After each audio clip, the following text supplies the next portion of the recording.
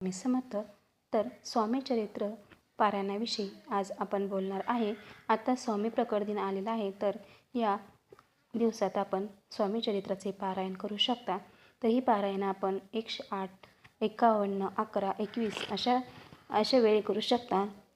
पारायण म्हणजे 1 ते 21 अध्याय संपूर्ण एक वेळेस वाचायचं, त्याला एक पारायण असं म्हणतात.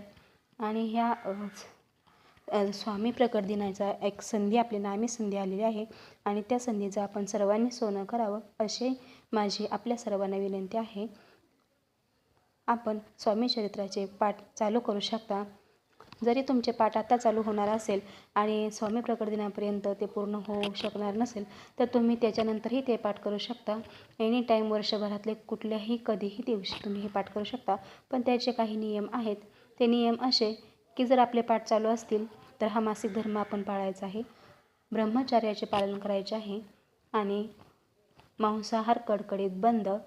जर तुमच्या घरातील कोणी खाणार असेल तर त्यांना खाऊ द्या, पण तुम्ही खाऊ नका. आणि शक्य तोवर परान्न करा.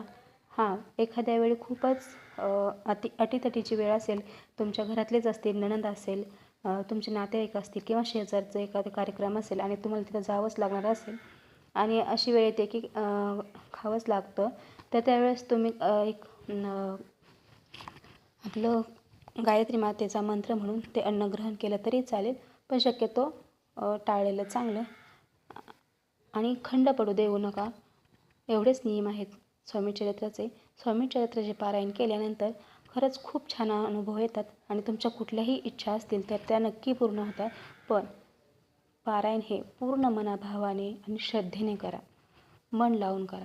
तुम्हाला त्याचे रिझल्ट लगेच दिसतात. श्री स्वामी समर्थ.